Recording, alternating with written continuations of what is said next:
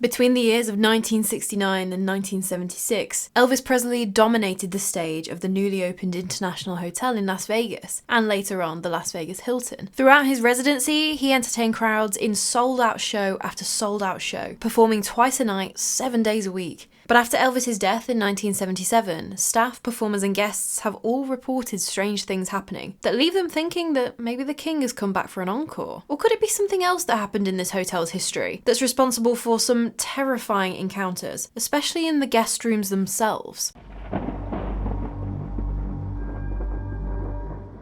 So last week we chatted about all of the weird goings on that have been reported in Graceland, which was obviously Elvis Presley's beloved family home and where he also passed away on the 16th of August 1977. But those were nowhere near the only alleged paranormal stories tied to the king of rock and roll, because Las Vegas actually played quite a significant part in Elvis's life, really. And so it does make sense why the ghost of Elvis Presley has been reported in Sin City. So if you missed last week's episode, we chatted a little bit about Elvis's life and obviously death. So I'd recommend going and watching that one. Of course, I'm going to recommend that you go watch more of my content, duh. But seriously though, it might help fill in a little bit of context for the part of Elvis's life that we're going to talk about today. Because everywhere you look nowadays in Vegas, all of the gift shops, all the tribute acts, there's references to Elvis. He's like synonymous with Las Vegas. But it really didn't start out like that. Because Las Vegas was the place where Elvis's manager, Colonel Tom Parker, chose as kind of testing the waters, trying to break Elvis out of the southern honky-tonks and more into the national mainstream in the 50s. Elvis was a big deal in the circles that he was in, but it was time to take it to the next level. But it didn't exactly go spectacularly. He was booked in April 1956 for a 2-week contract to open for Shecky Greene, a comedian who was performing at the New Frontier Casino, which isn't there anymore. It was demolished in like 2007. But for this show in 1956, Elvis had been marketed as this, quote, atomic-powered singer, sort of leaning a little on the fact that Nevada was home to the atomic weapons testing that was going on at the time. And so there Elvis was, doing what he did best on stage, doing what he was starting to become known for with his swinging hips and rock and roll. But Vegas was not ready for Elvis in the 50s. He was this larger-than-life performer who appealed to the teenagers of the time. The average Vegas audience of the 50s was not his demographic. And just to give you an idea of just how badly this show went for him, journalists who saw Elvis perform that show during these 2 weeks predicted that he didn't have a future as far as Vegas shows go. Las Vegas was not the place for this Memphis lad. Stick to the southern honky-tonks. Once Elvis's 2 weeks were up, he left Vegas and wouldn't return until July 1963 when he starred in the movie Viva Las Vegas, which you could say would be more of a success, going on to be Elvis's highest grossing film when it came out in June 1964, and basically starting what would seemingly now forever be a connection between Las Vegas and Elvis Presley. In 1967, Elvis would come back to Vegas, this time to get married. His wedding to Priscilla took place at the Aladdin Hotel, which is also actually no longer there because it was demolished in 1998. But then in 1969, Elvis would again return to Las Vegas, this time to put in the work. Because a guy called Kurt Kerkorian, the same guy who would later go on to build the MGM Grand Hotel that we chatted about not too long ago, he'd spied the opportunity to build a hotel right next to the convention center. And so by 1969, he was ready to open his latest venture, the International Hotel, which officially opened on the 2nd of July. And obviously, it's this huge hotel. It was the biggest in Nevada at the time, and it needed big name entertainers for its evening performances. Barbra Streisand was booked along with Elvis Presley, two of the biggest names that you could get at the time. Apparently, the International Theatre, so like their main showroom, wasn't 100% complete by the 2nd of July, and it also didn't look like it does now. It's not like an actual theatre with rows of seating. It was set up so that these performances would be dinner shows, so there would be tables and chairs and people could eat and have cocktails and whatnot, while watching the biggest stars of their time perform. But because it wasn't quite finished, Colonel Tom Parker, Elvis's manager, apparently said, quote, "Open with the girl and we'll follow her. Get the kinks out of the showroom." So Barbara did her 4-week contract, but I don't really think it blew anyone away. Apparently she bombed. I think it got better as the performances went on, as she kind of tweaked things and changed up the songs and whatnot. But she actually had a big calendar backstage with big X's on each day that had passed. Basically, she was counting down the performances until she had fulfilled her contract. So when it came to the 31st of July, it was time for Elvis to take the stage in his 4-week, 57-show engagement. But his last performance in Vegas, way back in 1956, was still playing on his mind. He was terrified that he was going to bomb again. Sammy Shaw was a comedian and he was opening for Elvis that night. And as Shaw finished up his set and walked off, Elvis was there waiting at the side of the stage. They shook hands, kind of like to pass the baton, and apparently Sammy said that Elvis's hands were just as clammy as his. He was so nervous. But he really didn't have to be. Elvis had already known what it was like to bomb in Vegas, so he'd been doing his homework. He knew what kind of show the crowds wanted with their dinners and their cocktails. And he delivered. His opening night was so successful that Colonel Tom Parker and Alex Schufe, the hotel's president, actually renegotiated Elvis's contract, writing out the new terms on one of the hotel's tablecloths the next morning. And now you can actually see this tablecloth in Graceland. I think it's on display. But this deal committed Elvis to performing 2 shows every night over 4 weeks, twice a year in February and August, for the next 5 years, paying $1 million a year, plus all of the expenses like paying for his band and things like that. And this deal would turn out to just cement Elvis as that Las Vegas icon. There was a dinner show at 8 p.m. and the cocktail show at midnight, and he sold out every single show. While Elvis was doing his 4 weeks, he'd be staying on the 30th floor in the Imperial Suite, which later became known as just the Elvis Suite, even though headliners would use it when Elvis wasn't there. But the 30th floor now doesn't look like what it did back then, as in the 90s they had changed it up and it's now called the Tuscany Villa, and I think it's bigger now than it was. But still, for the time, it was more than fit for a king. And so for the first couple of years, this residency seemed to be good for Elvis. He seemed happy to be back performing live music, and it was a little different to touring. He kind of had a little home away from home instead of travelling the country. In 1971, Kurt Kerkorian sold his shares to Hilton Hotels, and so the International was renamed to the Las Vegas Hilton, with Hilton buying out everyone else in 1972, so then it was like exclusively owned by Hilton. And Elvis was continuing his residency, still performing to sold out crowds every night, but by 1973, it wasn't quite the show-stopping performance that he'd been putting on when he first started. Journalists were picking up on this shift as well, with one even saying that it felt like deja vu. Everyone's been here and seen it all, even with the quote-unquote new songs added to the set list. And Elvis himself was aware of this. Like, he'd admitted that he'd kind of lost the spark, that enthusiasm for playing Vegas. And he was obviously hurting as well. He'd got his divorce from Priscilla going on and figuring out what life was going to look like now. And as the 70s wore on, Elvis was still selling out every night, but it was just primarily those die-hard fans at this point. On the 12th of December 1976, Elvis Presley performed his final show at the Las Vegas Hilton, and he would pass away at Graceland just over 8 months later. In total, he performed either 636 shows, which is what the hotel website says, or 837, which is what the VP of Public Relations for the hotel says. But considering Barry Manilow, he's currently doing his residency at the hotel, and he apparently broke Elvis's record in September 2023 after he performed his 637th show. So that must be the right number of shows, that Elvis gave 636 performances. But either way, Elvis sold out every single one of his shows, spanning over 7 years at the International and then the Las Vegas Hilton. Since Elvis's reign came to an end at the Las Vegas Hilton, the hotel changed names a few more times, being called the LVH, Las Vegas Hotel and Casino, in 2012, and then the Westgate Las Vegas in 2014, which is what it's now called today. And the Westgate really leans on that history that Elvis made here, because he did make history. I think he broke attendance records within like 7 days of his first 4 weeks there, as well as breaking the record for the number of consecutive sold out shows at that time. And so now you'll be greeted by a big bronze statue of Elvis Presley in the lobby. Obviously the hotel has been renovated and changed over the years, like the Elvis Suite, which is now the Tuscany Villa, that's been changed up. The backstage dressing room, that's actually been made into 2 separate rooms since Elvis used it. But they saved the bar, that's still the same bar that was in the King's dressing room, as well as the mirror behind it, that was also in the room in the 70s. But there's one more thing that may or may not be left over from Elvis's time at the hotel, because apparently every single performer that uses that dressing room while they're getting ready backstage will report that they feel the very intense presence of Elvis Presley himself. Just like at Graceland that we spoke about last week, it feels like you could just look over to the bar and see him sitting there, or open the door to the dressing room and you'll see him getting ready for one of his sold out performances. The feeling I'm getting is that Elvis hasn't left this building either,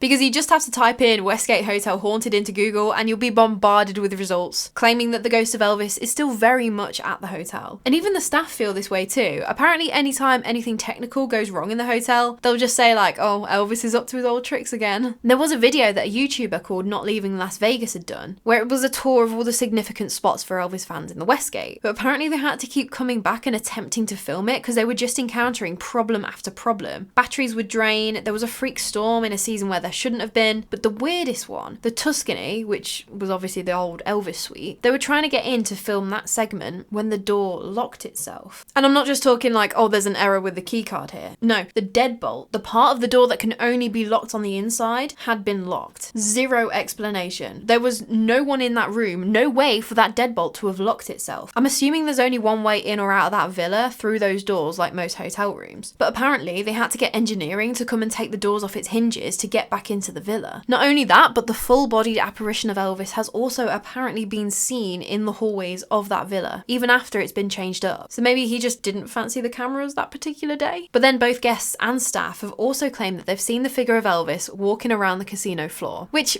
I don't know about that one. It's got a high likelihood of being an actual impersonator, you know? Which kind of follows the same logic for the claim that some people have reported hearing Elvis's music, although there are no speakers in the corridors or any clear explanation of where it's coming from. And I don't know, Elvis is a big part of the Westgate's history, so Elvis fans will obviously go and visit the place where he was doing his residency for 7 years. And maybe they could be the ones playing the music, like a guest in one random hotel room that you can hear through the walls. But a lot of the paranormal stories that do intrigue me centre around where Elvis would have spent a lot of his time, the theatre area. So backstage, obviously this is where Elvis would have been psyching himself up ready for his evening shows. And apparently there are quite a lot of reports of staff members seeing the figure of Elvis back here. One time backstage, there was an employee who was working the graveyard shift at around 3 AM, and he just so happened to look up and saw a man that looked like Elvis walking towards him. He was there thinking, that is uncanny, that is a brilliant impersonator, all the way down to his like mannerisms. As the man got closer to the employee, he was just about to tell this guy, mate, you're a brilliant impersonator. The Elvis got about a foot away from the employee when the area went icy cold, and then the figure completely dissolved right in front of the employee's face. Elvis has also apparently been spotted near the elevator, which would have taken him up from the dressing room to the backstage area. And there are also reports of seeing him in his famous white jumpsuit running towards the stage, but if you try and call out to him, he disappears. And now, there was one really compelling story that's been told a lot, and it comes from Wayne Newton, which I didn't know who this guy was before the video, but apparently he's one of the most well-known entertainers in Las Vegas. Like, he's known as Mr. Las Vegas, like he's a pretty big deal. And he was actually really good friends with Elvis. But basically what happened was, Wayne was offered the residency after Elvis had died, and he was a bit reluctant to take the spot. It'd been his close friend's stage for so long, but apparently he was encouraged by his family and manager, like, come on, this is a big deal, you shouldn't say no to this kind of opportunity. So he accepted, but as a bit of a nod to the late king, they came up with a medley of Elvis songs to perform as a tribute. So that was all good, he got started performing, it's all going well. Obviously the medley is going down super well with the audience. Before a show one night, he had been told that the balcony was closed that night, like there wouldn't be anyone up there, just so you don't go acknowledging a crowd that isn't there, you know? So they started the show and Wayne announced the medley, and it was then that all of the lights in the room stopped working, apart from one spotlight on Wayne, which is not how it was supposed to happen. Technical difficulties, we all have them. But then the sound went out, like all of the monitors on the stage and everything, but the band was still playing, so Wayne, being ever the professional, just carried on and started performing the medley. As he's singing his friend's songs, he looks up at the balcony and notices a man come walking in, which is odd. He was told before the show there wouldn't be anyone there, but Wayne knew who he was. According to him, that was Elvis Presley. Wayne said that Elvis looked down at him and smiled, kind of like a, I'm doing okay kid, loving the tribute medley. And then Elvis gave Wayne this knowing little wink, which is apparently an important detail. And he doesn't really know how long they were stood there looking at each other, just having this moment, but then all of a sudden, all the lights came back on, the sound started working properly, the figure of Elvis had disappeared, and I mean, the show must go on. So Wayne just carried on performing, played out the rest of the show, and that was that. After the show, while Wayne was in his dressing room, which of course he's taken over the residency, so this was also Elvis's old dressing room too, just as a side note, the drummer from the band comes into the dressing room just to chat a bit, and he goes, oh, that was a weird thing to happen tonight, right? And Wayne agreed, very odd. The drummer then said, and who was that guy on the balcony? I thought there wasn't supposed to be anyone up there. Wait, no, hang on, you saw him too? Yeah, apparently the drummer had also seen the man who Wayne was adamant had been the ghost of Elvis. And so the years go on, nothing happens after that encounter, and Wayne went on a TV show hosted by Kim Russo, who's this like celebrity psychic medium person. And so Kim and Wayne go to the Westgate Hotel, and the premise of this show is that the celebrity will take Kim to a place where they've potentially had a paranormal experience, and Kim will then attempt to pick up on any spiritual energy that may be connected to the place and to the celebrity. So while they were going around the Westgate, they started talking about Wayne's experience, and it was apparently at this point where Kim said that Elvis had mentioned to her the wink, because apparently this was very significant, but Wayne had never really known what it was about. He just assumed it was all part of the, oh, I'm doing okay, loving the tribute. But according to Kim, it wasn't, and it was all to do with one night in 1976. Yeah, I know, this story is just a bit wild and all over the place, but it's a good one. Wayne had not long become a dad, and he'd got a newborn baby daughter at home. And Elvis had called Wayne to come over to the What Was the Hilton to have a chat in his dressing room. Elvis sat him down and said basically along the lines of, "Look mate, you're working too hard," which was rich coming from Elvis Presley, but they were really close friends, and it was clear that Elvis wanted to look out for Wayne, especially now he'd become a dad. Obviously Elvis had all of this lived experience of going through the divorce with Priscilla. He of course doted on his daughter Lisa Marie, but because of the separation and his working all the time, didn't spend as much time with Lisa Marie as perhaps he would have wanted. And so he didn't want that for Wayne and his daughter Erin. Wayne obviously took all of Elvis's advice to heart. They were chatting for hours in this dressing room. Wayne actually went on to miss his second show of the night, so like the midnight cocktail show, because he was still talking with Elvis, just getting real deep. Apparently this was the first and last time he missed a second show in his entire career. And so after that, I think that a couple of years must have gone past, looking at the dates. It's kind of not how Wayne tells this story, but you'll see what I mean. Wayne said that because of what Elvis had told him about him and Lisa Marie and how Wayne really needed to take a step back and things, he'd actually gone and visited his daughter Erin one night. And the way he says it, it makes it sound like it was quite soon after he'd had this chat with Elvis. But Wayne and his daughter Erin, they apparently have a really nice evening, playing, watching TV. Erin says to her dad, "Don't go yet, wait by the front door for me." So he does. 5 minutes later, she comes down the stairs with a suitcase saying, "I'm coming with you." And so she does, and Wayne ends up having his daughter living with him in Las Vegas, and he and his wife actually end up getting divorced. And so the first thing that makes me think that it must have been quite a few years later was because obviously when Wayne and Elvis were having this talk, Erin had just been born. But the night in question when Erin goes with her dad, she's gone and packed a little suitcase of her own. Also, Wayne and his wife at the time, Elaine Okamura, divorced in 1985. So that's almost 10 years after this supposed dressing room conversation. So it could be that, yeah, it happened just a few years later and obviously after Elvis had passed away. But the story comes full circle in this TV show with Kim Russo because she tells Wayne that Elvis's visit to the theatre the night he saw him while he was on stage was because Elvis wanted to show him that he was proud of him for basically making the right choice and potentially making the choice that maybe he'd wish someone had talked to him about while he was going through the same thing with Priscilla and Lisa Marie. And it's very much a heartwarming story, isn't it? Of someone helping a close friend to keep that relationship with his daughter, and then, I don't know, to have that little moment of encouragement from after that person has died. It's just a nice little ending to the story, isn't it? You don't tend to get that with paranormal stories, but obviously it is all subjective to how you feel about mediums in general and that kind of TV programming, but I still wanted to include it anyway. But back to the very much usual alleged paranormal reports, there is one more connected with Elvis, and this one actually happens just outside the Westgate. So obviously over the years, a lot of the hotel, I guess it's a resort now, isn't it? Bits will get added to or removed or changed around, and they'd built some concrete retaining walls around the hotel, and one of these walls basically blocked off what used to be the private driveway into what was the International Hotel. And so now, multiple people, everyone from tourists just visiting the city, right through to locals that pass through that way every day, they've reported seeing what looks like Elvis driving a red Cadillac, and he's driving on the road before passing through the solid wall on what would have been that private driveway, which is such an interesting story, knowing how many times Elvis would have driven up that driveway into the International Hotel and the Las Vegas Hilton, ready to do his shows over the 7-year residency he had there. It's just very interesting to think about. But there is another paranormal connection to the Westgate Hotel that I absolutely had to talk about here, because it's not just stories of alleged sightings of Elvis that are reported, and there's potentially a very good reason for that, because the Westgate does actually have a connection to another hotel that I've talked about not too long ago, and it was when the hotel was known as the Las Vegas Hilton. And it's not just that Kurt Kerkorian was involved in both of them, because on the 10th of February 1981, less than 3 months after the devastating fire in the MGM Grand Hotel, where 85 people lost their lives, 8 people would die in a fire at the Las Vegas Hilton Hotel that left hundreds more injured. And basically what happened was there was a guy called Philip Klein, the busboy. He'd got high on PCP and he'd used his lighter to set fire to some curtains that were hanging on the 8th floor. And it wasn't overly malicious, like it wasn't a, oh yes, I'm going to set fire to this hotel and burn it down. I think it was more of like he was just high and he was flicking his lighter and he just held it next to the curtains to see what it would do. But the fire quickly spread and got out of hand. The heat had shattered the window and the fire had actually spread upwards that way, with the heat again being so strong that it had broke the 9th floor window and then set fire to the carpets and the furniture on that floor, and so on until it had reached up to the 30th floor. The first 3 victims of the fire were hotel guests that were found in the elevator lobby on the 8th floor. 2 of these guests had been in the lift when the doors opened onto the already smoke-filled 8th floor. They were unconscious within seconds and completely gone pretty soon after that. 4 guests had died on the floors above the 8th because all of them had opened their guest room doors onto the smoke-filled corridor. And then the last fatality was just so sad. He fell to his death just after the fire had been brought under control. Like, he'd survived survived the worst of it. But I guess they'll never truly know whether he did actually fall. Did he jump, knowing what had happened with the MGM, or was he pushed? And this fire, it was just so similar to the way that the MGM Grand Fire had played out. Guests reported that they'd never even heard a fire alarm other than an intercom system that was telling guests not to break the windows. There wasn't a way to alert everyone. There were no sprinklers to kill the fire before it took hold. And again, it was the smoke that got to the guests before the fire actually did. And I think that pretty much all of the injuries were because of smoke inhalation, and then all but one of the fatalities were due to the smoke. And because it had so many parallels with the MGM Grand Fire, drastic fire code changes were made in Nevada, and there's actually not been a single fatality in a high-rise hotel fire in Las Vegas ever since then. And Philip Klein, after initially being celebrated as a hero because he'd been going off in his initial statements about how he'd been filling rubbish bins with water to put out the fire and alerting guests and things, he was charged with 8 counts of murder and 1 count of arson, and he's now in prison for life without the possibility of parole for what he did. And so now at the Westgate, if you sift through the mentions of the ghosts of Elvis Presley, there are a few more potentially paranormal stories that aren't necessarily to do with Elvis that guests have reported over the years. And these stories are pretty much exclusively weird things that have apparently happened in the guest rooms. One couple were just waking up at about 8 in the morning when they saw what looked like the small dark figure of a child walking towards their bathroom. But none of the victims of the fire were children, so is this something else going on here? There have been a lot of reports of things moving around in rooms. One claimed that their floor lamp was turned on just out of the blue while they were watching TV. One guest was adamant that she saw something in her mirror. There wasn't any more detail than that, other than it was one of those like blink and it's gone kind of encounters. Someone woke up in the middle of the night with their bathroom light on, when they knew beyond a shadow of a doubt that they turned it off because they always sleep with the lights off. And then there was one story of a woman that was staying at the Westgate with her 2 kids and her sister. They'd come back to the room to shower and settle down for the night, and so the woman was in the shower when she saw the figure of someone standing in the bathroom with her. You know when you look through those shower curtains and they're not totally opaque, you can see if there's someone on the other side. It was kind of like that. So this woman just assumed it was her sister and went back to showering until the water shut off. Okay, so that was very weird. She turned to look at the shower controls when she saw a hand being pulled back out of the shower, as if this hand had reached in and turned the shower off. Obviously, she ripped the curtain open, about to give her sister hell for turning the shower off, but there was no one there. Later on, she asked her sister if she really had turned the water off and just magically managed to do a disappearing act. But the sister was actually outside of the room, walking in the hallways with the kids, while the woman was taking her shower. She'd been the only living person in the entire room at that time. Creepy, but it gets even worse. Later on, one of the kids asked, "Can ghosts hurt you?" Which is quite a niche question to ask, and the sort of question that kids only ask if they've read or heard or seen something. The women asked, "Oh, why are you asking that sort of question?" When the kid goes, this kid, right? He goes, "Because there's a man in the bathroom, but he disappeared. I think he's a ghost." They did not stay the night in that guest room, and they actually left the hotel that night. I think I'd probably do the same. I don't even want to know what the ghost man's got in store for us once all the lights go off. No, thank you. So that story, allegedly involving this man, that could have potentially been one of the guests who lost his life in the 1981 fire. But with the Westgate Hotel, it will always find its way onto those most haunted hotel lists because of its connection with the king of rock and roll. There was one guest who was having a really restless night's sleep. Loads of weird things kept happening to him, and he just kept being disturbed all throughout the night by just unexplained things. At 4:30 a.m, he was woken up again, but there wasn't any sound or anything that could have explained why he woke up, other than the fact that the Marilyn Monroe portrait that's hung in a lot of the guest rooms as its decor was now unmistakably Elvis Presley. And it was so unmistakably now Elvis Presley that this guest was adamant that this portrait was now of the king in his white jumpsuit from the Aloha from Hawaii concert. He went to go take a photo of it, obviously to just check this isn't just some sort of unconscious coming out of sleep thing. And he'd gone to sleep holding his phone after it had already been thrown across the room earlier in the night. And now at 4:30 in the morning, he looked down and couldn't find it. So he was like looking around the room from his bed and found it again thrown far away from where it should have been if he'd have just dropped it while he was asleep. So he just sat up in bed, properly trying to wake himself up at this point, like rubbing his eyes, blinking really hard, definitely no sleepiness, grogginess left, and looked again at the portrait. Yep, still definitely Elvis Presley. So it was then that he got up out of bed, grabbed his phone off the floor and went to take the photo. But Elvis was gone when he turned back. It had gone back to the Marilyn Monroe portrait, which is just very weird, right? I'd be inclined to chalk that one up to just being half asleep, but to rub your eyes and do the double take like out of of a Looney Tunes episode, and it's still the very specific image of Elvis in his Aloha from Hawaii show. Very interesting. And so while it was no secret that Elvis did seem to be pretty bored of Vegas by the end of his residency there, it does appear that he is very much still around the Westgate Hotel in some capacity or another, and is perhaps joined by other entities that remain at the hotel, potentially from the 1981 tragedy. But tell me what you think about all of it, about Graceland and the other Memphis stories last week, and what you think of these stories from the Westgate Hotel now. Obviously, I did my conclusions at the end of last week's episode, and I kind of feel like a lot of it still rings true with tonight's encounters. Elvis Presley was a huge, larger-than-life character, and despite how it declined in the later years, performing at the International and the Las Vegas Hilton was a huge kind of era in his career. It was his home away from home for performing when he wasn't away touring, and he spent a lot of time there over those 7 years. It makes sense that he would leave some sort of energetic imprint there, so I can totally understand those more residual reports, and again that feeling of the very strong presence of Elvis. But just like last week, you've got to consider the impact that Elvis had in his life influencing the stories after his death, because it's got to be said, busy hotel, full of people, a good portion of them may be Elvis fans that just want to see where he performed for so many years. And then there are the connections that the hotel itself makes with Elvis, like the bronze statue, and I think very occasionally they offer tours of like all of the Elvis significant spots. Might be wrong there though. But the point I'm trying to make is that, again, especially if you are a fan and you know the history, you're setting yourself up, priming yourself to have an encounter that you believe is then paranormal. Like, I don't know, you might hear another guest playing Elvis music and immediately jump to, oh, I can hear the echoes of Elvis rehearsing. You know what I mean? And then with the paranormal reports in the guest rooms, yes, it could again be Elvis playing pranks on guests, as it is claimed by some hotel staff, but I definitely think that it could also have something to do with the fire. Obviously, the death wasn't on the scale of the MGM Grand Hotel fire, but try telling that to the 8 people who lost their lives and their families. It's still a very traumatic thing to happen, so I could absolutely believe that the fire could have something to do with the activity in the guest rooms. Or could it have been from something else entirely? Like I said in the MGM Grand video, these are huge Las Vegas hotels. People die in them of both natural and unnatural causes all the time. So unless you clear the entire hotel out and set out to conduct a prohibitively huge paranormal investigation, and then cross-reference that with other paranormal investigations that also need to be conducted in the hotel in the same conditions, you're never gonna know, are you? I mean, you're never gonna truly know either way, let's face it. But I guess, especially for the Elvis fans, the stories as they are of the king running to the stage or being seen in the theatre comforting old friends, it's a nice little detail, isn't it? The potential that you might even have your own little encounter with your hero if you visit the hotel nowadays. But anyway, please do let me know your thoughts. I really enjoyed doing this two-parter. I grew up in an American rock and roll 50s car scene. We were more of a Johnny Cash household, but obviously Elvis is a huge part of that whole scene. So I knew I'd always want to at some point cover his story. And so if you enjoyed it too, please give the video a little like and subscribe for more stories like this. I have a lot of UK haunted locations on my schedule, but I love dropping in different things like this. And I get a lot of requests for American stories, so I'm sure there will be plenty you will find interesting enough to stick around and listen to, hopefully. But anyway, that is all from me today. I cannot wait to chat with you more about the morbid, mysterious and macabre. So until next time, sleep safe.